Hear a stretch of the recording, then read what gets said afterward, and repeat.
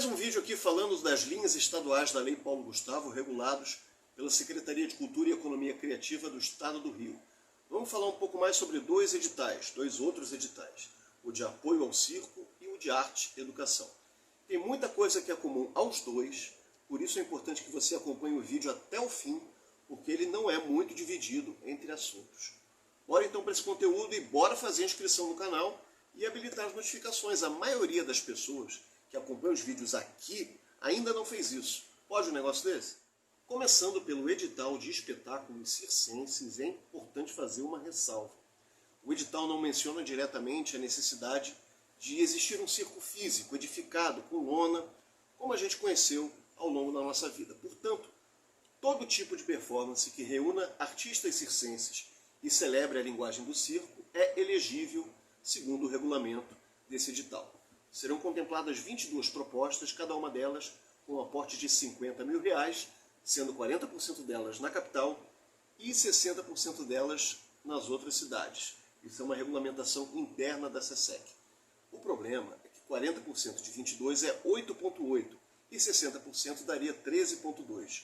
Imagino que para compensar esse número quebrado, haja um arredondamento para baixo em benefício do interior, com 8 propostas da capital e 14 das demais cidades. Vamos ver como é que isso vai ser resolvido.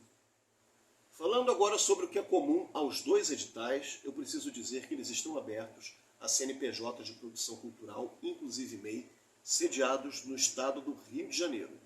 Uma proposta por CNPJ em cada edital.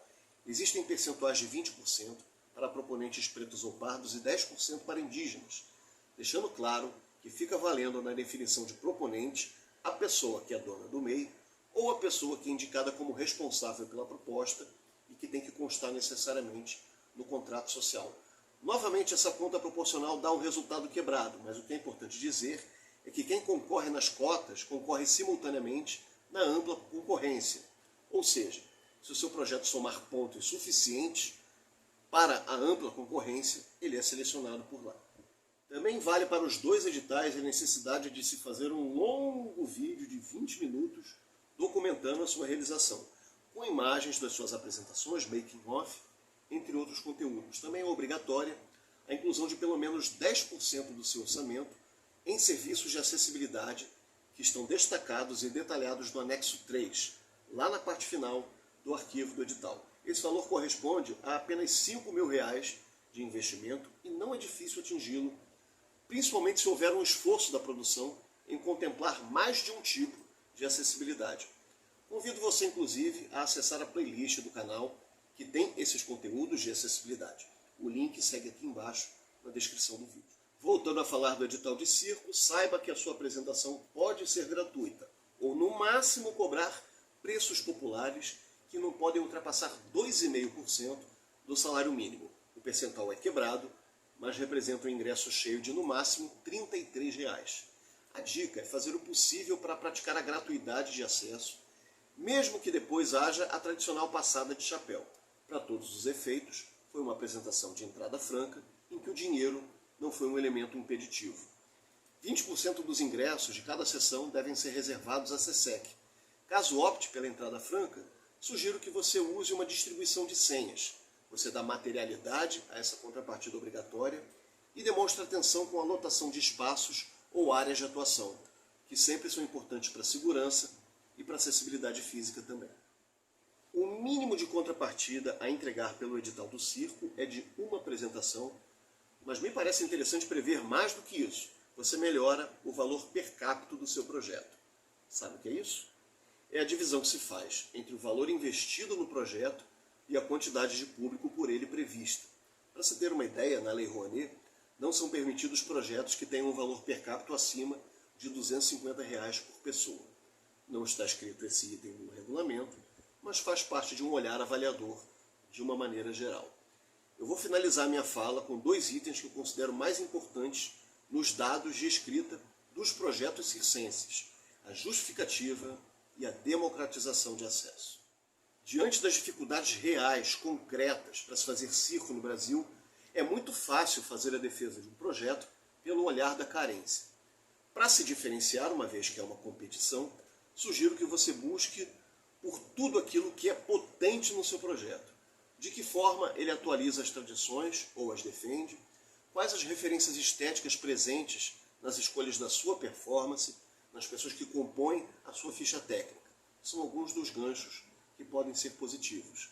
O segmento do teatro costuma beber muito da fonte circense. Daí, se for o seu caso, se você for propor algo que seja próprio à fusão dessas linguagens, procure fazer referências mais circenses do que teatrais. Cada um no seu quadrado, já dizia o poeta. Em democratização, é interessante você buscar soluções efetivas na direção de buscar pessoas que estão afastadas do aproveitamento de um projeto cultural, seja por uma distância financeira ou de transporte. A locação de um ônibus de empresa regulamentada sai por valores entre R$ 1.300 e R$ 1.800. E para reservar até 46 kits de lanche, que é a capacidade de um ônibus, com suco, barrinha de cereal, biscoito, você não vai gastar mais do que R$ 100. É proporcionalmente muito pouco e você atinge um resultado expressivo e pontua bastante nesse campo. Só não deixe para a última hora, quando você ganhar, para fazer a interlocução com a instituição que vai beneficiar. Ok? Atenção para a escrita da justificativa em que você tem um amplo espaço de escrita. Seria importante que, de certa forma, você construísse ali um planejamento pedagógico e um roteiro de atividades para o conjunto de horas que está propondo. Sim, não se esqueça, no resumo do projeto, de estabelecer a quantidade de horas de atividade, lembrando que o mínimo é 20 horas. Você também tem que planejar a participação do seu projeto em um evento da SESEC, na Biblioteca Parque, quase que não sai, ali da Presidente Vargas, em data ainda a ser repassada. Esse planejamento é feito na escrita de contrapartida, e a dica é prever uma breve participação. Teoricamente serão 40 atrações, não adianta querer ficar muito mais do que meia hora em cena.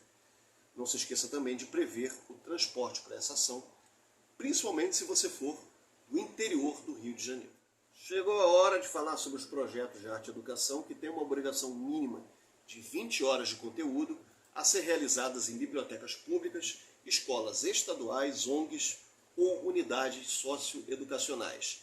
Aqui tem um possível gargalo para você realizar o seu projeto, uma vez que as escolas municipais não são citadas como exemplo e elas tradicionalmente recebem os primeiros segmentos da educação. Esses segmentos são muito característicos como público-alvo de arte e educação, mas é prudente evitar a escola municipal como possível local de realização para não cair nessa exigência, nessa restrição que foi subentendida pelo edital. 40 propostas serão selecionadas, sendo 16 na capital e 34 nas outras cidades do estado. Nesse edital, a conta proporcional ficou redonda. Eu é que não vou falar aqui sobre prazos que vivem sendo jogados para frente pela SESEC. Recomendo que você acompanhe as redes sociais da Secretaria para sempre ir se atualizando e nunca contando com essas possíveis prorrogações. A parte do circo foi gravada a pedido do nosso inscrito Ricardo Gadelha. Se você tem um novo edital para sugerir em vídeo, escreve aqui nos comentários. Se gostou desse conteúdo, deixe o seu like e não se esqueça de fazer a sua inscrição no canal se ainda não tiver feito. Um grande abraço e até o próximo vídeo.